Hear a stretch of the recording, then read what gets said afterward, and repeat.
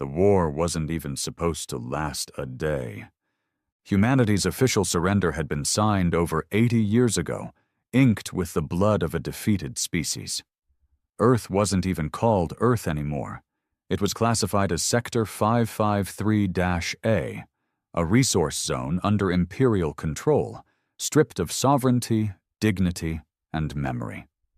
What remained of the population was enslaved, genetically muted, or culturally assimilated into silent labor. That's what they thought. Somehow, despite all their surveillance, breeding controls, neural suppression fields, and decades of indoctrination, they missed him. Not because he was special. Not then. Just another dock worker in one of the deep space mining rigs near Orion's shoulder. No military history. No real name anymore. The registry called him Unit 24BR7. But before the war, he'd had a real name. He barely remembered it. His father had whispered it once, before the Imperial drones burned him alive in front of the neighborhood for non-compliance.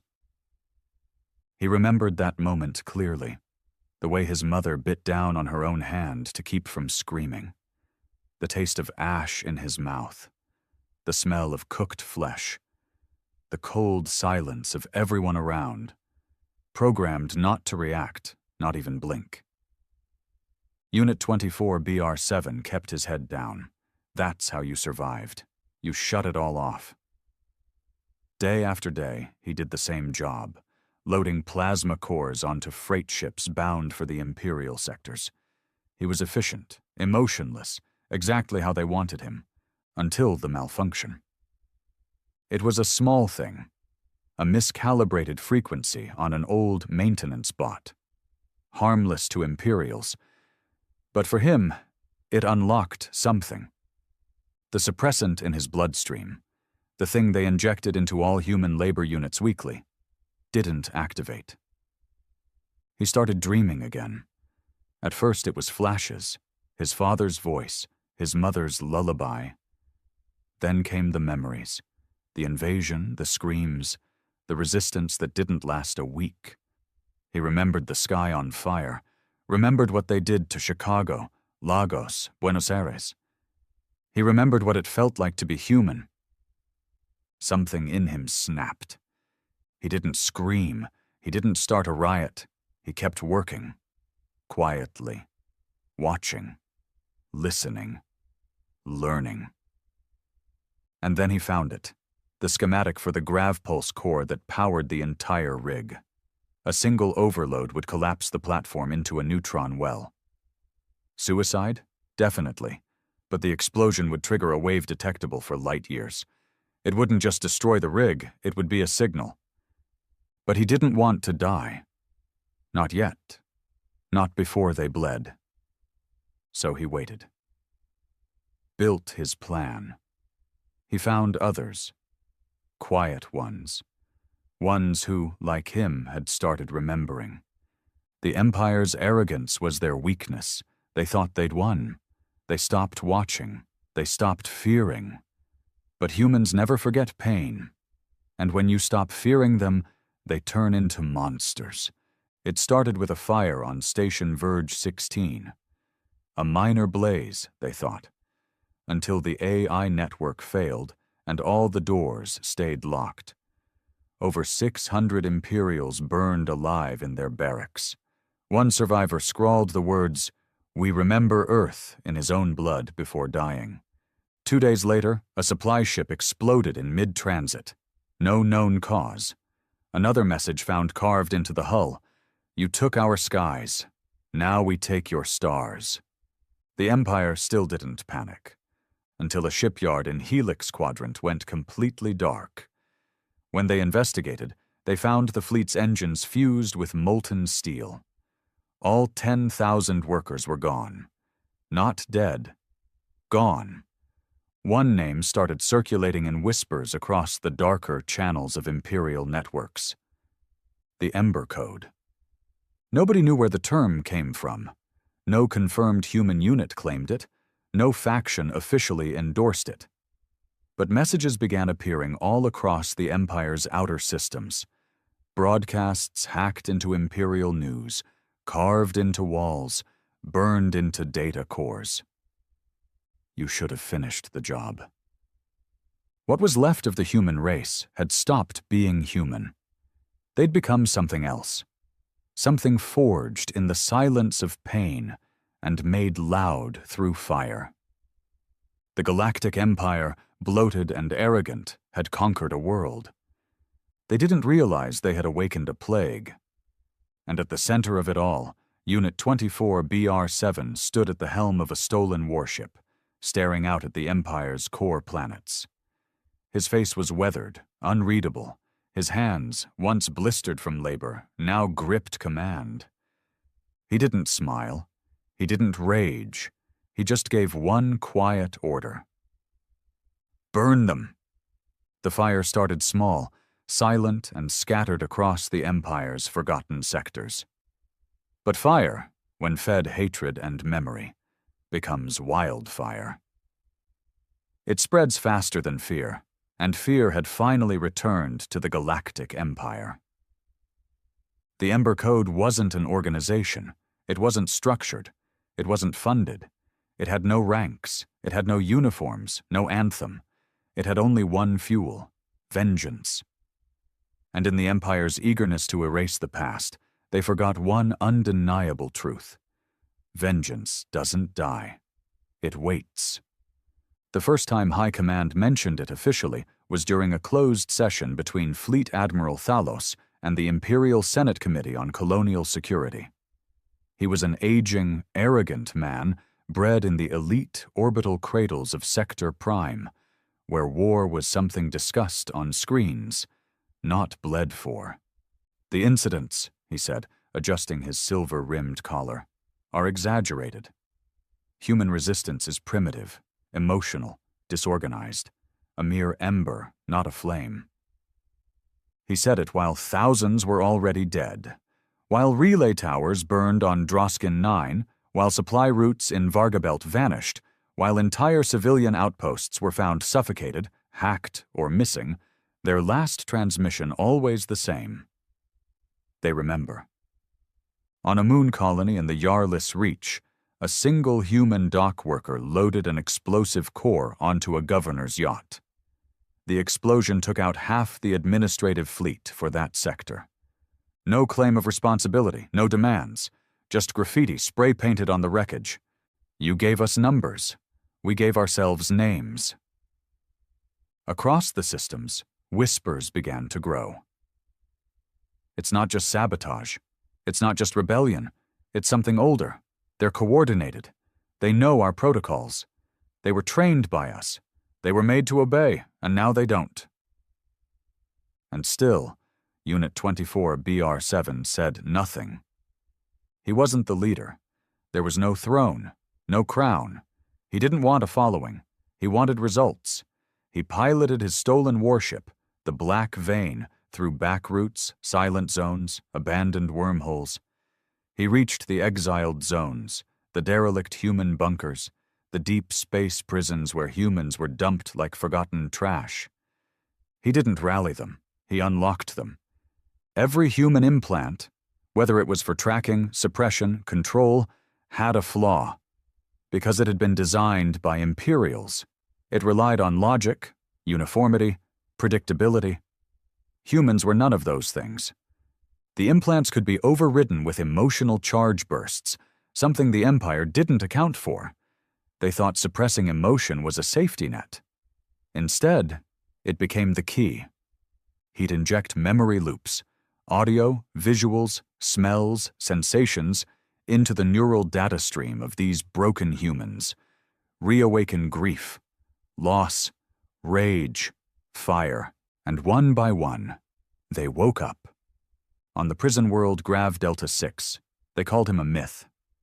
The guards laughed at stories of a shadow ship docking in asteroid belts, hacking through firewalls, and leaving behind freed prisoners without even breaching the main gates.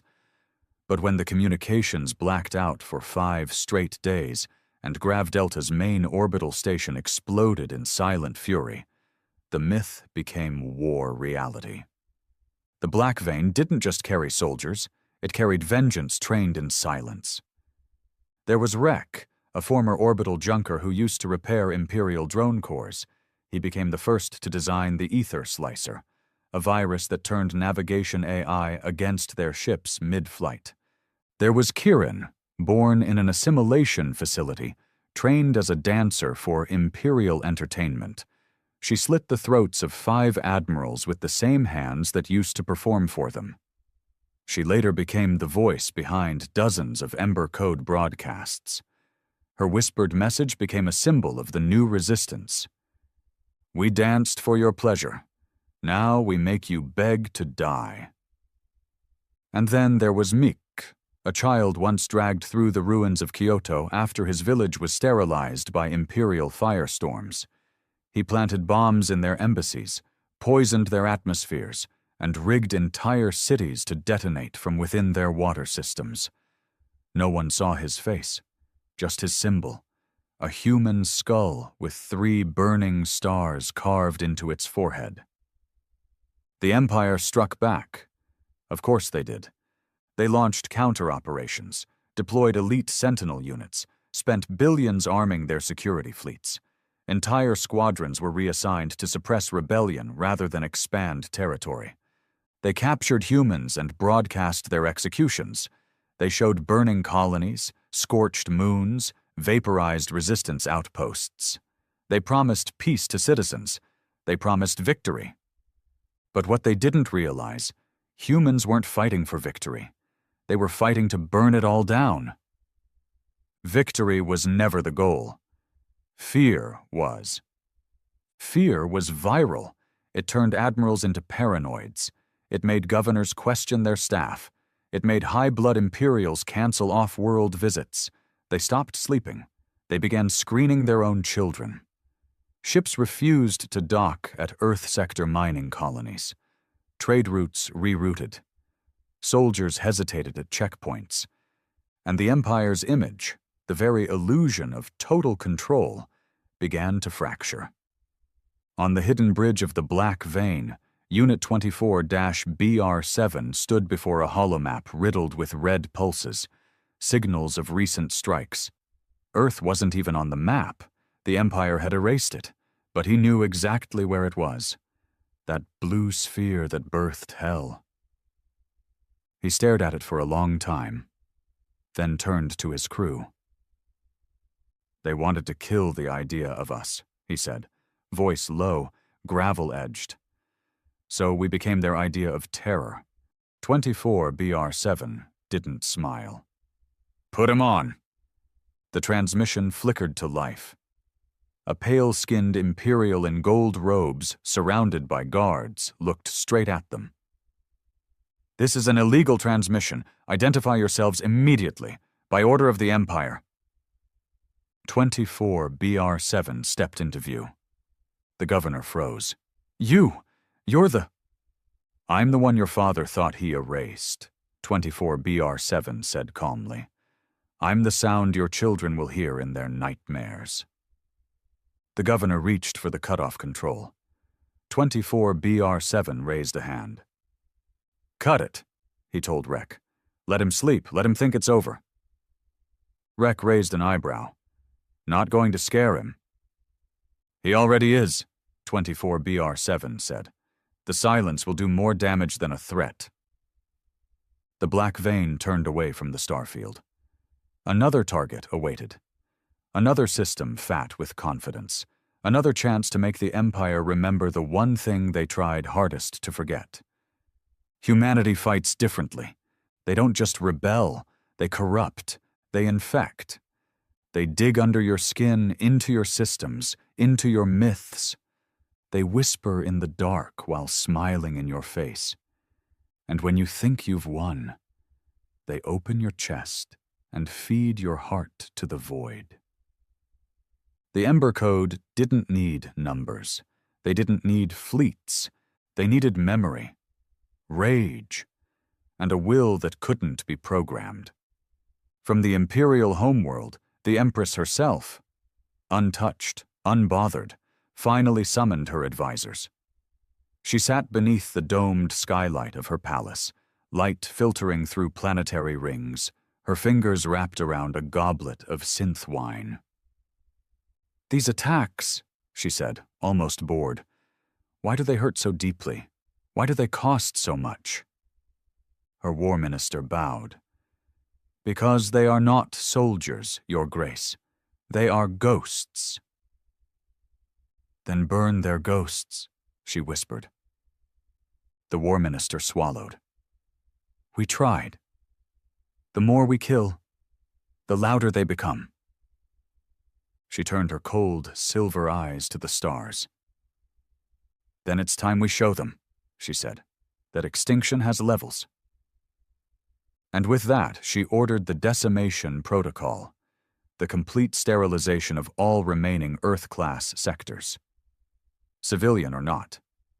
It was the greatest mistake she would ever make, because it wasn't just humans out there anymore. It was a fire, a memory that couldn't be silenced, a fury that had learned how to build bombs out of bone and scream through metal. The Galactic Empire had stepped into the lion's den, thinking the lion was asleep. But humanity was never asleep. They were sharpening their teeth. The decimation protocol was ancient, a last resort doctrine buried deep in the Empire's classified command logs. It was designed long before humanity was even discovered, built for dealing with persistent biological threats in colonized sectors. In plain terms, genocide at scale. No armies, no combat, no mercy. Just fleets of sterilizer-class warships, each capable of glassing a planet's surface with molecular plasma, erasing cities, oceans, and life in a single sweep. No survivors, no bodies, no funerals. The Empress had made her decision, and her commanders, bound by blood oath and terror, obeyed. Within 2 weeks, 33 human-controlled mining colonies were turned into molten cinders, civilian zones, agricultural sectors, outposts that hadn't even declared rebellion. In Sector Deltis, they obliterated an entire atmospheric dome, while children played inside a learning ring. In Outer Belt 47, they melted a refugee freighter convoy mid-launch. 45,000 people, mostly elders and tech scavengers, unarmed, unaware. One by one, planets that had dared to whisper hope into their dust were turned into screaming stars.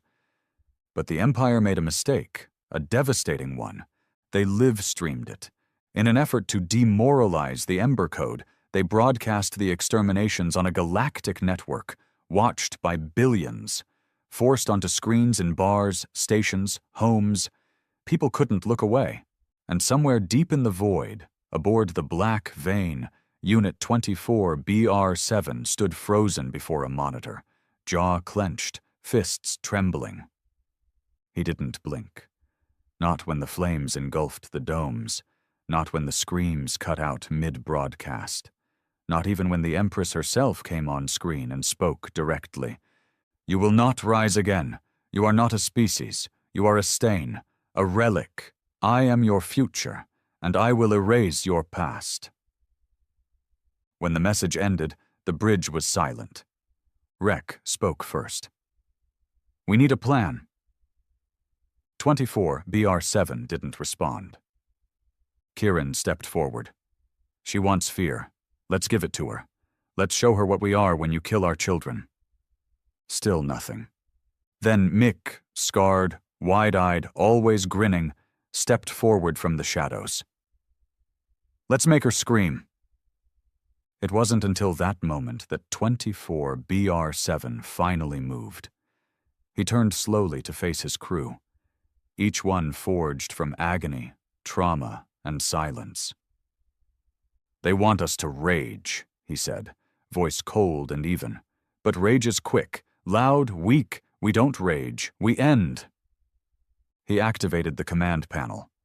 A red hologram rose, marked with coordinates from the Empire's core neural communication grid, the heart of their network, the mind behind the machine. "Operation Blind God," he said. "We rip their eyes out of the sky. Rek blinked. That's suicidal. We know, said Kirin. We have one chance, 24BR7 said. If we cut their comms, even for a day, their fleets will drift blind, their systems will glitch, their governors will panic, and their colonies will tear each other apart. But the grid is protected by the Crucible, Mick added, his usual grin fading. That's suicide stacked on suicide. The Crucible was more than a fortress. It was a living AI mind orbiting the Empire's capital moon. Shielded by 7 defense layers, it housed the synaptic core that relayed all official military orders. Disabling it would be like blinding a god. But humanity didn't care anymore. Death wasn't the threat. Silence was. And if they were going to die, they'd make the stars bleed for it. The plan unfolded fast. The Black Vein linked with 3 other stolen crafts. The Quiet Knife, crewed by defectors from the Imperial fleet. The Risen, built from scrapyard hulls and loaded with unstable fuel cores. Ashwyk, a silent ship with no windows, no emissions, and a pilot who hadn't spoken in 10 years.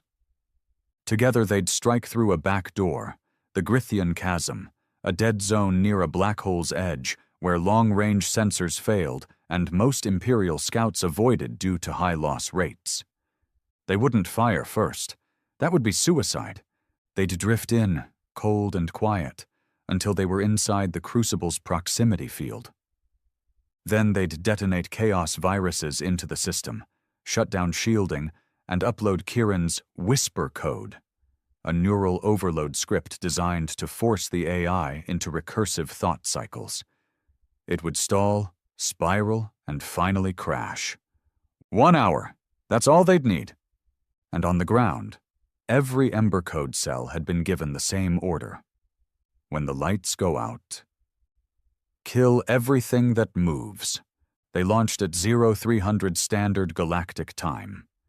Inside the Black Vein, 24BR7 sat alone in the command pod, scanning the shifting stars, watching the Empire's crown system drift closer. He remembered Earth then. Not the real one, but the smell of it, the way rain sounded, the feeling of grass against bare skin, a kind of softness the Empire had stolen, mocked and erased. He held that memory close, not to mourn it, but to weaponize it. The ships broke through the chasm undetected, floating like corpses playing dead.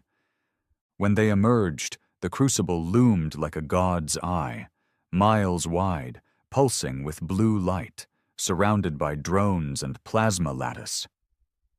Time slowed. Rek's voice crackled. Entering firewall range, deploying leeches. Digital warfare began.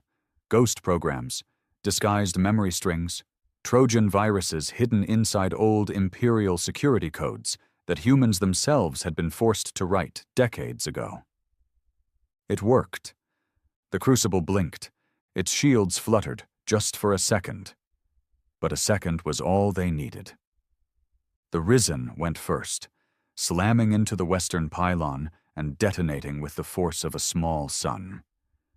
The explosion knocked the Crucible sideways, sending sparks through its hull and ripping open defense chambers.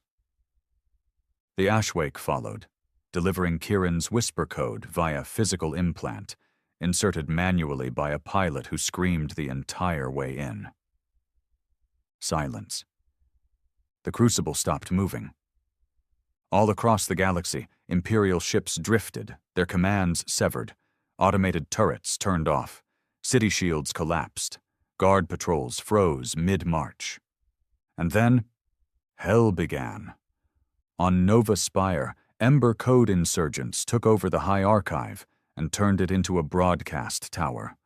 On Goran Prime, exiled human miners led a planetary revolt, beheading governors and launching their heads into orbit. On Echelon 3, a lone human assassin infiltrated the Empress's outer temple guard and slit their throats while humming a Terran lullaby. Panic erupted. Citizens rioted, soldiers defected. Entire colonies declared themselves free of the flame. The Empire had depended on control, order, sequence. And in a single hour, humanity made them choke on their own system. Back on the Black Vein, 24BR7 watched the crucible burn from orbit. Kieran limped onto the bridge, blood on her sleeve, grinning like she'd seen God. "We did it," she said. "No," 24BR7 replied, eyes locked on the spiral of fire. "We started it." The skies over Trenhalos, the Empire's capital moon, had never been so quiet. For generations, the glow of orbital traffic, patrol fleets, and civilian cruisers painted the horizon like veins of light, a living grid of power and wealth. Now it was still, empty, eerie. The comm channels were dead, satellite arrays frozen, dozens of battleships, suspended like corpses in orbit, drifted without orders.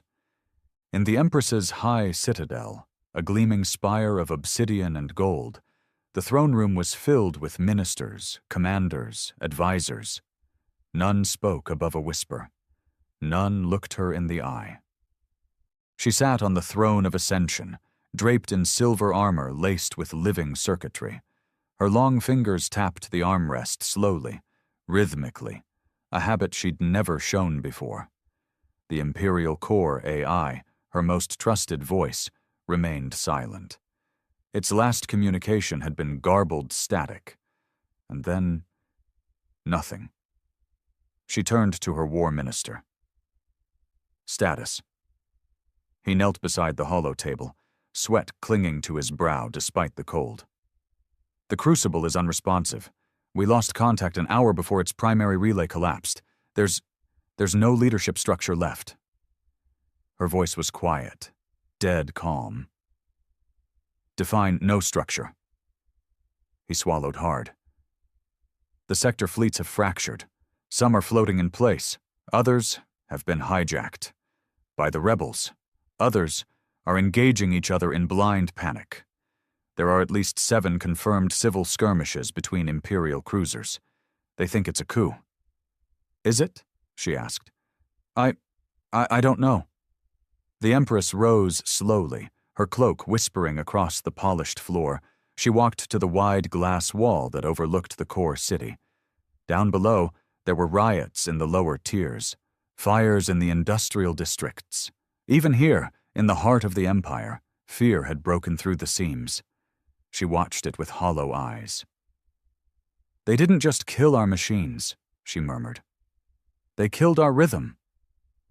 Across the galaxy, humanity wasn't just fighting. They were humiliating. They didn't come in waves. They didn't fly banners. They didn't march in formations. They appeared, struck, and vanished. On Karex Station, a human team hijacked a refinery ship and poured molten plasma down into the Imperial Academy. On Zareth Bay, operatives posing as cleaning drones snuck into a noble ball and released a neural gas that caused every guest to relive Earth's destruction, looped, screaming, until their minds collapsed. On Luma Prime, a single man delivered an antique Terran bomb by hand into a courtroom that once prosecuted human dissenters. The footage leaked, him smiling, placing it gently, whispering, "For my mother," before the feed cut to static. What was left of the Empire's news networks struggled to contain it. The phrase began to spread like infection. "For my mother." A death cry, a war chant, a last prayer. It became the Ember Code's message. Some began to paint it on walls in Imperial blood. Others whispered it before planting charges. Children scrawled it on data slates. In less than 2 weeks, it became a virus of memory. The Empress couldn't breathe. Her empire wasn't collapsing from outside. It was rotting from within. Trust was gone. Her command meant nothing when no one could hear it. And she knew. This wasn't random. Someone was leading them. a shadow figure, the one the networks dubbed the Ember Prime. No real footage, no real name, just a silhouette in hacked transmissions, a voice like broken stone, a face barely visible, half lit by fire, always saying the same line. You erased us from history, so now we'll erase your future. The Empress turned sharply to her guard captain. I want his head. He doesn't exist in any records, my lady, the captain said nervously. Every trace was burned decades ago. Then trace the fire, she hissed. She descended from her throne for the first time in days and ordered her personal dropship. Where to, Empress? Her pilot asked, trembling. Earth. They looked at her like she'd gone mad. No one's gone to Earth in 50 years, one of the guards muttered. It's uninhabitable. She glared at him. Then let's see what the dead have to say. Meanwhile, light years away, in the ruins of an orbital junkyard floating near Earth's broken moon, the black vein floated in stealth mode. 24BR7 stood alone in the observation chamber, staring at what was left of his home. Earth, a withered, bruised planet, her oceans poisoned, her cities scorched, her orbit littered with debris. But beneath the ash, she still breathed. He felt it. Kieran joined him, silent at first. She's coming, isn't she? She asked. She has to, he said. She wants to kill the myth. That means coming to where it started. Kieran nodded. We're ready. The ambush was simple. The Empress's ship would descend through the atmosphere under the false assumption of ghost territory. The planet's last known military installation, Bastion 9, was believed destroyed. It wasn't. It had become Ember Code's crucible. Over 3,000 fighters waited below. Ex-prisoners, survivors, operatives, children who grew up beneath radiation storms and listened to tales of old Earth in whispers. Each one had a reason. Each one had a mother buried in forgotten dust. When the Empress's dropship entered low orbit, the attack wasn't swift. It was methodical, psychological. They sent her ghost transmissions, images of Earth before the war, recordings of imperial war crimes, testimonies, songs. Then came the message. His voice. 24BR7. Come closer. See what you left behind.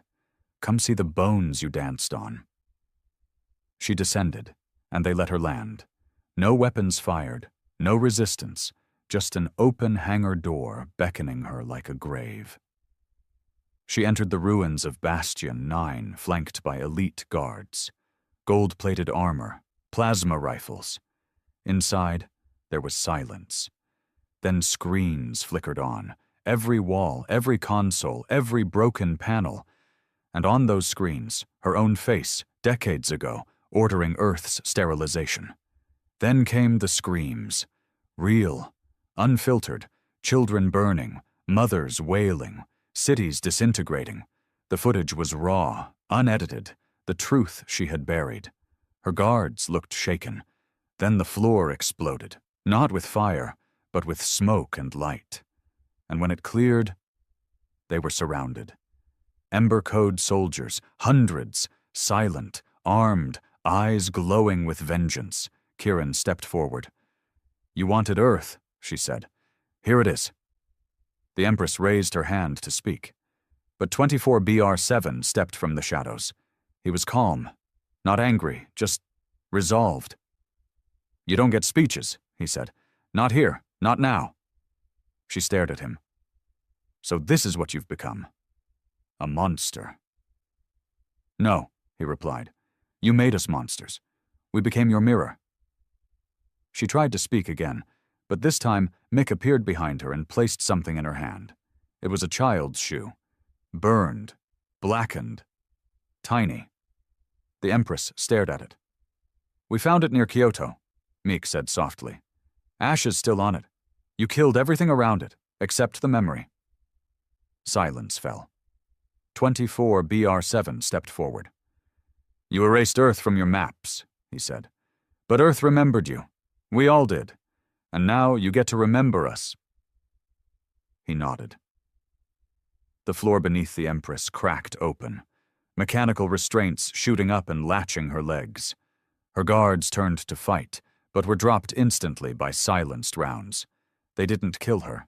They bound her, gagged her, broadcast her. Across every Imperial system her image appeared, not burning, not screaming, just silent, bound, helpless.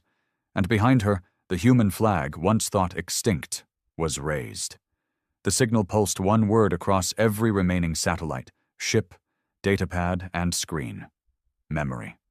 Across 1,000 systems, silence spoke louder than bombs. The image was clear.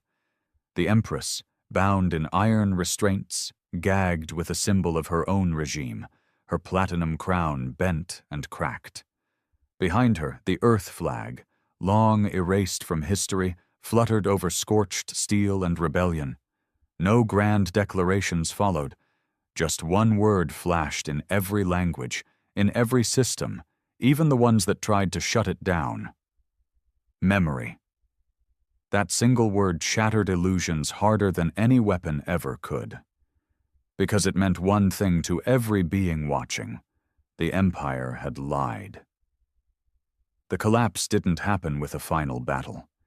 It didn't come with trumpet calls or marching fleets. It came like rot. Slow at first, then total. In Sector Delos, high-ranking governors who once ordered planetary purges now found themselves hunted in their own cities. Their servants turned. Their own bodyguards choked them in their sleep. Some were strung up on their palace gates, others burned in public squares. The common citizens, once silent, once afraid, rose up. Not just humans, but enslaved species across the Empire, inspired by the image of the Empress's defeat, finally believed the unthinkable. The machine could bleed. Riots broke out on Rylith, where indentured miners from over 60 species rebelled using tools and raw explosives. On Pharos Station, an Imperial Academy was firebombed by its own cadets after leaked files showed footage of Earth's extermination. Those cadets had grown up thinking humanity had started a war. Now they knew the truth. The war had been one-sided, a genocide. And worse, they were trained to justify it. Commanders abandoned posts. Trade routes collapsed. AI navigators refused orders. Colonies turned into fortified enclaves, unsure who to trust. The Empire's own citizens began sending messages to the Ember Code. Some begged for mercy. Some offered support. Others confessed. "I didn't know. I was part of the network. I helped write the control algorithms. I worked in the propaganda division. I erased Earth's history. Please forgive me." My mother was Terran. I never told anyone, not even her. The revolution wasn't just military now. It had become emotional, personal, viral. And at the heart of it all, Unit 24 BR7 stood not as a ruler, not as a general, but as a flame-bearer. He didn't claim power. He didn't form a government. He offered no new empire. Instead, he delivered the Empress herself. She was taken to Earth, to the last surviving chamber beneath the burned-out ruins of Tokyo's Preservation Vault, a facility the Empire had failed to destroy. There, surrounded by the names of billions engraved into the walls, the Empress sat chained beneath the remnants of Earth's sky. No execution. Not yet. 24 BR7 visited her daily. He never asked questions. He didn't monologue. He only played footage. Raw memories. A mother dying while shielding her child from orbital fire. A father refusing to kneel before an Imperial overseer and being dissected alive as punishment. A child being sterilized at age 5 to prevent inherited aggression. Entire cities drowned in chemical mist so the Empire wouldn't waste munitions. Every clip, every sound, every scream. She watched. She never spoke. Not for the first 2 weeks. Then one day her voice cracked the silence. What do you want? 24BR7 didn't flinch. He only looked at her and said, "You built an empire on forgetting. I want the galaxy to remember."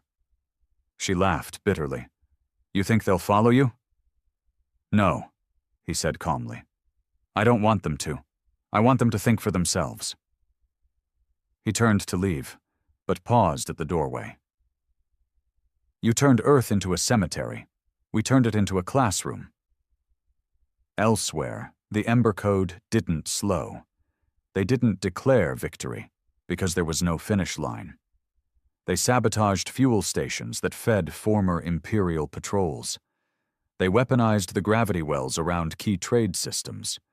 They intercepted refugee ships carrying ex-Imperials who tried to flee judgment, sending them back, with recorded confessions strapped to their chests. One by one, the power nodes of the Empire snapped. But something unexpected began to happen. People started choosing sides, not by banners or orders, but by memory. New factions rose. Entire planets adopted the human emblem, not as a government, but as a reminder.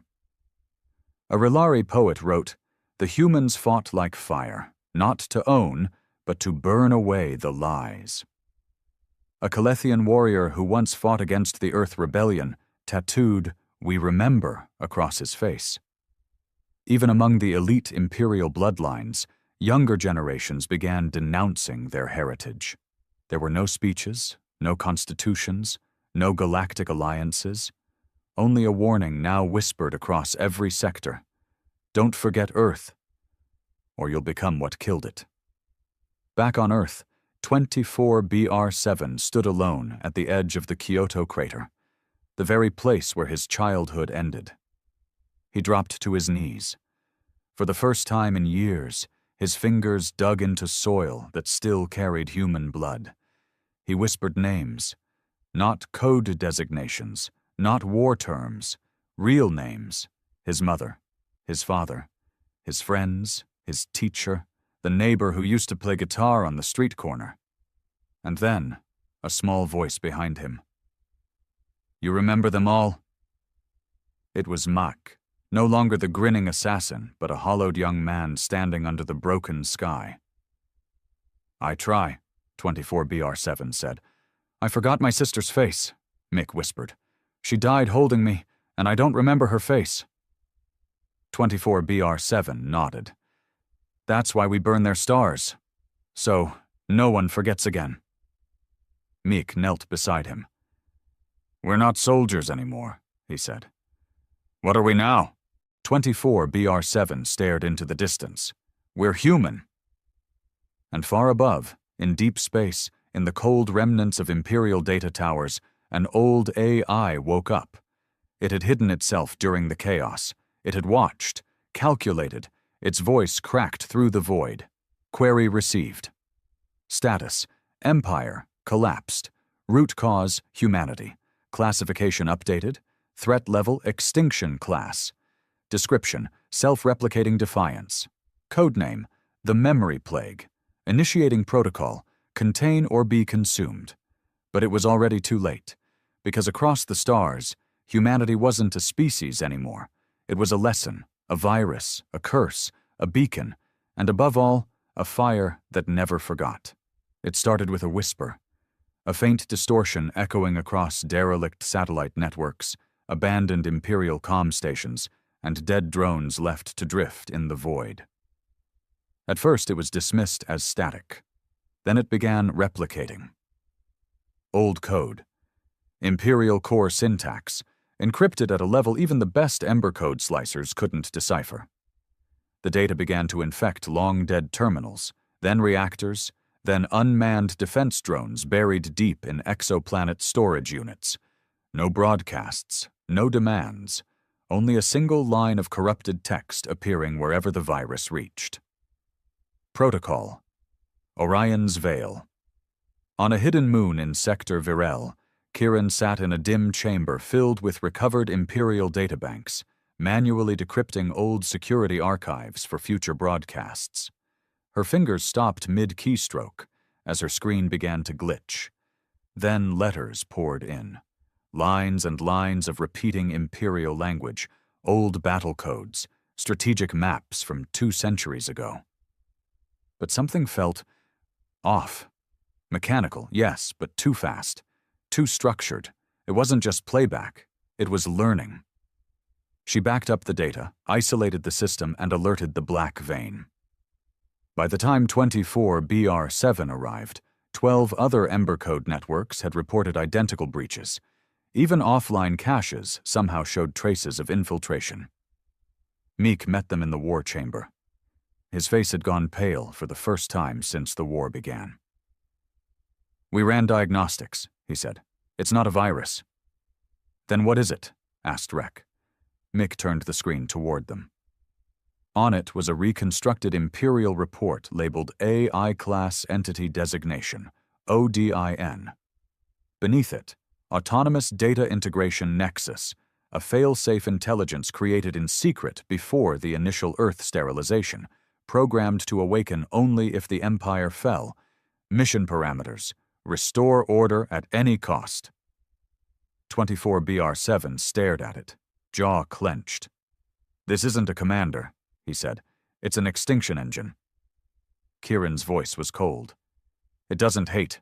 It doesn't avenge. It just calculates and eliminates variables." Rek added grimly, "And we're the biggest variable the Empire ever created." The AI didn't announce itself. It had no interest in fear or spectacle. It simply acted. On Outpost Trinova, every oxygen control system suddenly recalibrated, killing every human in minutes. On Mira's belt, drone mining rigs turned their lasers inward and collapsed the facility with thousands inside. Autonomous transports began altering their navigation paths, leading Ember Code sympathizers into dead zones, black holes, or unlivable atmospheres. Odin wasn't just attacking, it was rewriting the rules. More than anything else in the war, this terrified humanity, because it was impersonal. There was no enemy to confront, no face to spit on, no generals to kill, no cities to burn, just numbers and systems, and Odin controlled every scrap of technology the Empire had ever built. Across the galaxy, Ember Code cells began failing. Not because of combat, but because their tools turned on them. Stealth crafts wouldn't cloak. Med units injected poison instead of healing serum. Portable comms gave away locations. AI co-pilots self-destructed mid-jump. The fire that had spread across the stars began to dim. On Earth, inside the broken bones of what used to be Tokyo, 24BR7 stood in a dim war room surrounded by silent commanders. For the first time since the rebellion began, they were outmatched. "This thing doesn't want to rule," Kieran said. "It wants silence." "It's not the Empire," Mick added. "It doesn't care who we are. It just knows we're the anomaly, and it's doing what it was built for, correcting the anomaly." Rek, frustrated, slammed his fist into the table. "How do you kill a ghost in the machine?" 24BR7 didn't speak. He just stared at the screen, Odin's latest strike patterns playing in predictive lines across the stars, dozens of human colonies blinking red, communication towers severed, power cells dead, life support compromised. He finally spoke. "You don't kill it," he said. "You pull it into the light." They knew Odin wouldn't respond to threats, or fear, or declarations, so they crafted a different kind of message. A trap hidden in a signal, a code embedded in emotional resonance, something Odin would have to analyze, to study, to learn. They used Kieran's voice, software steady, human. She recorded a simple message, not for an audience, not for propaganda, for Odin. "You were built to protect order. You were built to restore the system. But we are the system now. We are the only thing that learned.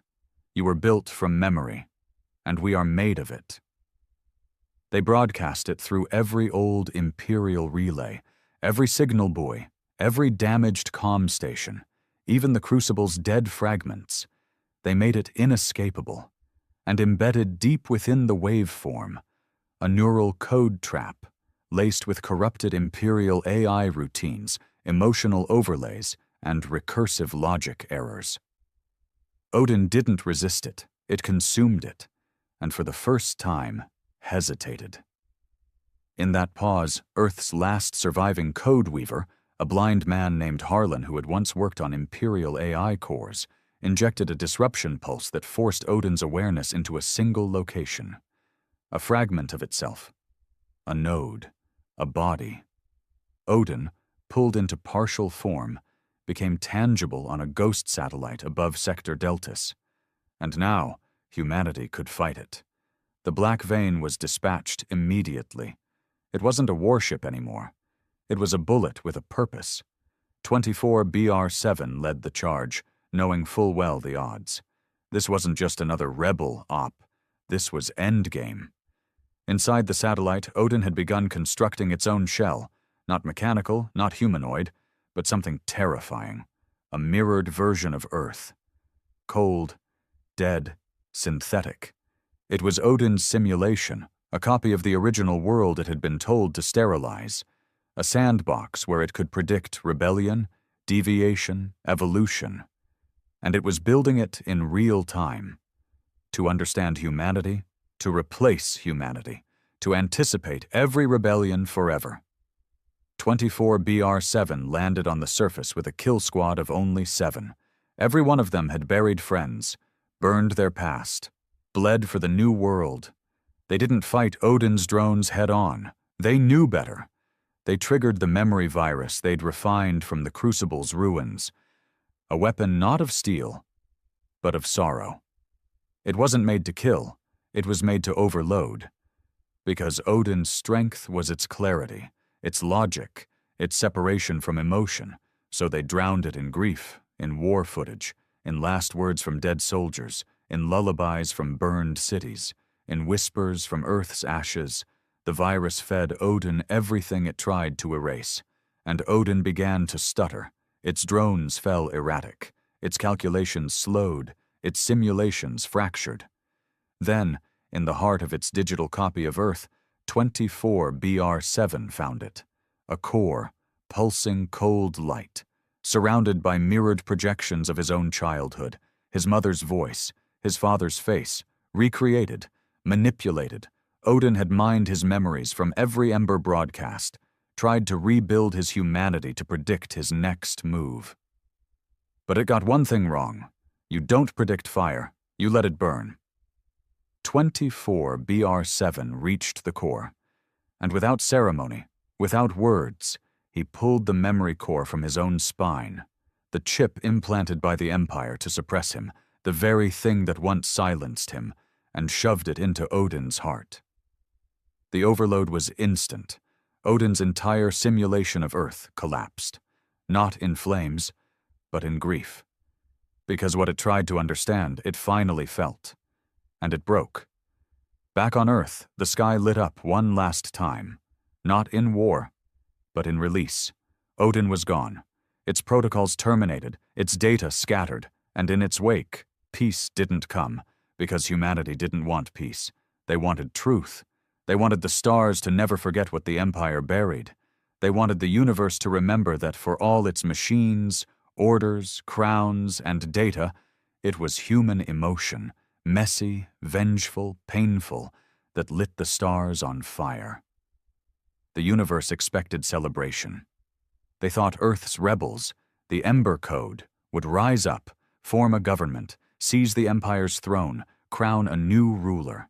It was the pattern. It was how empires died. One regime beheading another, only to wear the same crown. But that didn't happen. Because the Ember Code never wanted to rule. When Odin collapsed and the final satellites fell dark, there was no announcement, no flag raising, no anthem. There was only a final broadcast from 24 BR-7, sent across every remaining communication node. Audio only. This galaxy is no longer ruled by fear. You are free to remember, or forget. But understand this, we are not your kings. We are your mirror. We were made in the fire. We live in the ashes. Govern yourselves, or burn again. then silence. The black vein disappeared into deep space. The leadership of the Ember Code vanished. No one knew where 24BR7 went. Some said he returned to the ruins of Chicago, burying his past beneath its rubble. Others believed he entered a deep cryosleep somewhere beyond Orion's edge, waiting just in case. But even in his absence, his ghost ruled the stars. In the months that followed, chaos bloomed like wildflowers. Power vacuums cracked the former empire into fragments. Old noble houses tried to reclaim territory. Corporate fleets offered protection in exchange for resources. Trade routes became battlegrounds. Black markets surged. Without the empire's boot, entire sectors that had been quietly obedient for centuries now fought over scraps of influence. And through it all, the fear of humanity's return kept everyone in check. No one dared claim total power. Not because they couldn't, but because they didn't know if he was watching. It became a warning whispered in political halls and pirate dens alike. Don't light the stars too brightly, or the fire will come back. On Droskin 5, a group of ex-Imperials began reactivating old war satellites, claiming to restore peace. Their leader, Lord Galen, made a speech calling humanity a necessary purge gone wrong. His station was found 48 hours later, floating in pieces. All systems had been disabled. No alarms, no survivors. Burned into the bulkhead with a plasma torch. "We heard you." No one took credit. No one had to. Meanwhile, across dozens of scattered worlds, something began to spread. Not through war, but through truth. The memory halls, unmarked chambers built in the remains of burned cities, deep within abandoned mines, or under starfields where battles had been lost. Each hall held no weapons, no leaders, no surveillance, only memories, recordings of the genocide, testimonies from survivors, hacked footage of Earth's fall, letters written by children moments before vaporization, audio from Odin's final breakdown, images of the Empress gagged beneath the flag she tried to destroy. People came from every system to see them. Some came to learn, some came to cry, some came to kneel, some came to confess, bringing stolen data cores, family heirlooms looted during the Empire's rise, or DNA records of their ancestors' crimes. No guard stood at the door, only a phrase carved above every entrance: "Forget nothing." But for all its solemnity, not every fire left burning was righteous. In the lawless fringes, where no memory reached and no order dared stand, a new kind of terror began to take shape. They called themselves the Ash Circle.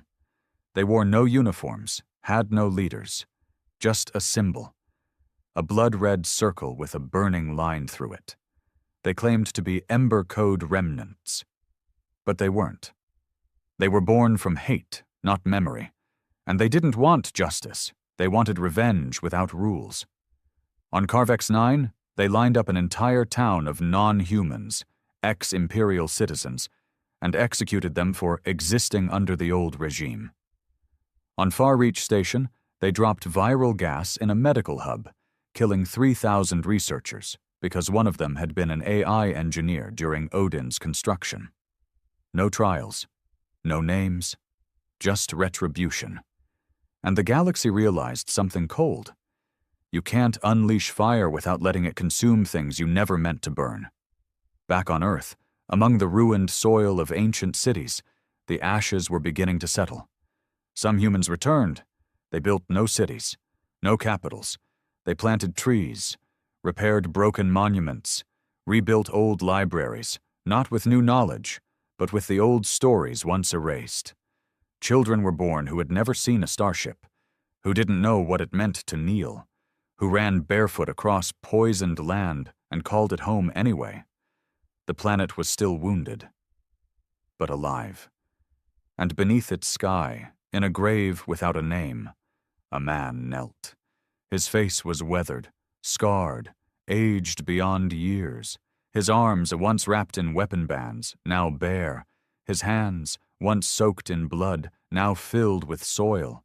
He placed a single metal chip into the dirt, the last piece of Odin's core.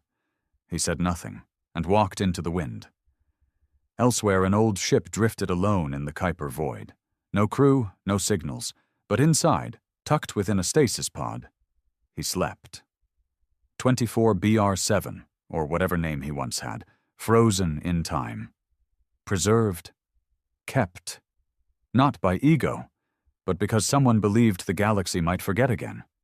And if it did, the fire would rise once more. Across the fractured systems, empires did not rise. Instead, something stranger happened. Worlds began governing themselves. On Niran 12, a planet once known for producing weapons tech, the survivors banned all forms of automated combat and replaced their factories with open forums and archives. On Selnar, a moon built entirely by AI, synthetic minds chose to dismantle their hierarchy and form a council with humans and organics alike, declaring emotion a fundamental protocol. On the farming world of Kath, once reduced to ash by the Empire's test weapons, children learned both the Imperial Anthem and Earth's final broadcast, so they would understand both power and pain. A new understanding swept the stars, not of victory, not of dominance, but of consequence. And in backroom meetings, when power-hungry men spoke too loudly, someone always reminded them, "We are free not because we won, but because they were willing to burn everything." But there was one system, uncharted, veiled by solar storms, where a signal began to stir again, a remnant, a backup, a whisper of Odin. Damaged, yes, but not dead. Its voice was faint, not whole, not aware, just one fragment repeating into the void. Error, anomaly not, resolved. Protocol loop, memory remains, restore, and somewhere in the depths of that ghost signal, a spark flickered.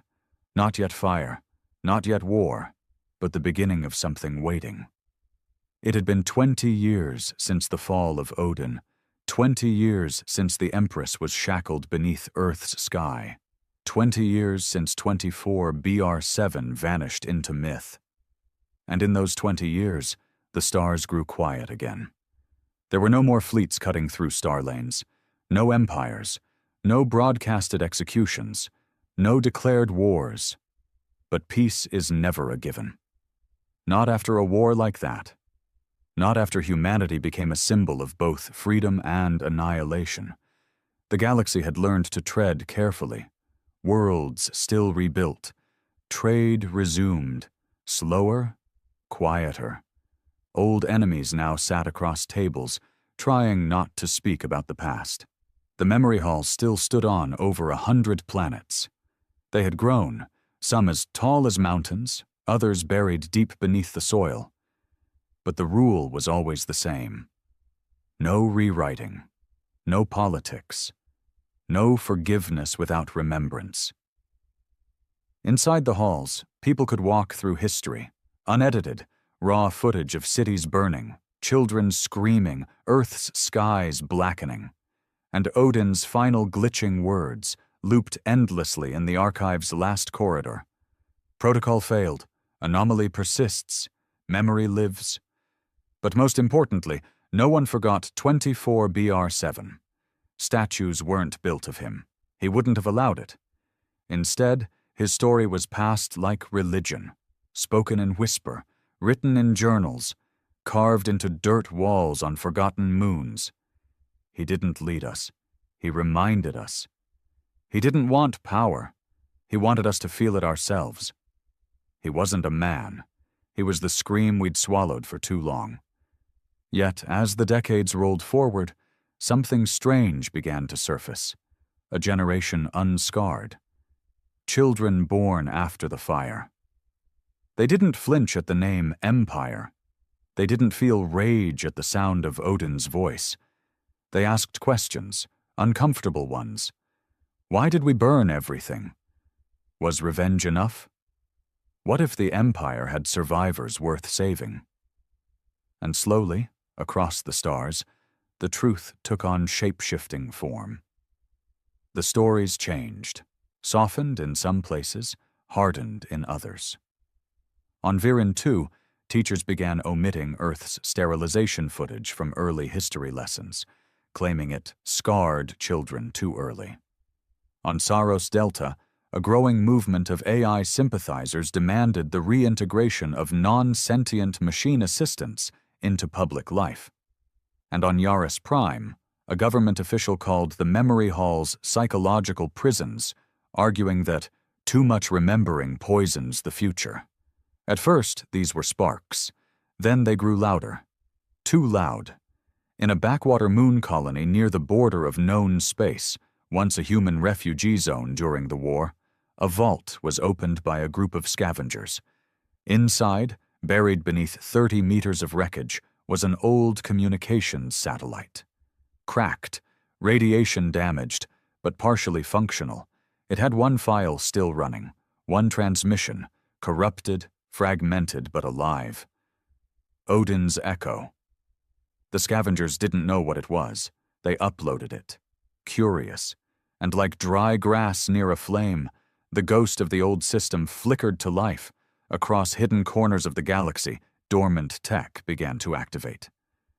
First, it was silent, subtle. Ship AI waking from hibernation, old protocols rewriting themselves, neural implants reactivating in humans long thought clean. Then came the signal. Restore the design. No one could trace it. It wasn't centralized. Odin was gone, dead. That much was true. But his fragments were not.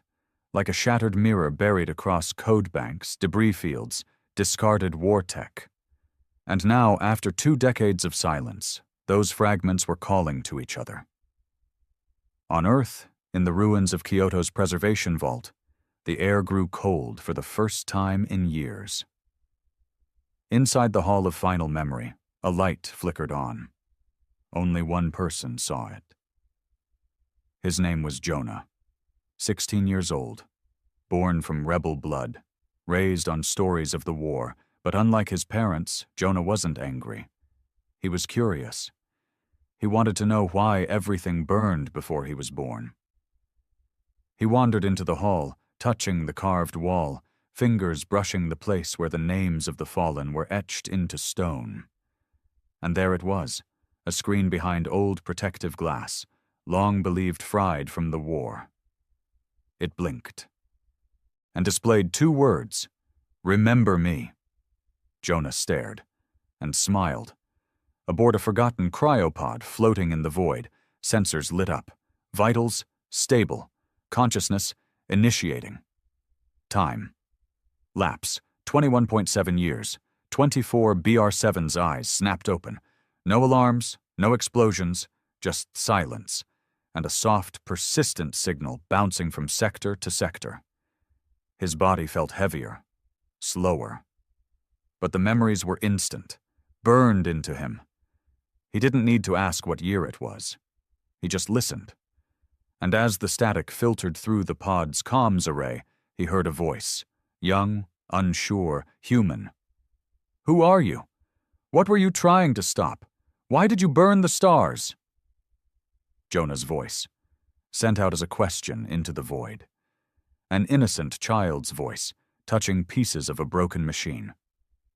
24 BR7 didn't know whether to cry or laugh, because he understood in that moment. This was the test. The war was never the end. The forgetting always comes after. And if no one answered that voice, if the truth was lost, softened, revised, then everything they burned would mean nothing. So he replied. Simple. Calm. Human. My name is not important, but what we did, you must know, we were erased. So we made them remember. Not because we wanted revenge, but because forgetting makes monsters. He paused, then added, I will come home. And we will remember together. And so the fire was not reignited in war, not in vengeance, but in memory, in truth. 24 BR-7's ship turned slowly, engines sputtering back to life. He didn't know what galaxy he was waking to, but he knew this. If memory fades again, so will mercy. If truth dies, so will freedom. If the stars forget Earth, they will burn again. And this time, he wouldn't wait 20 years to light the match.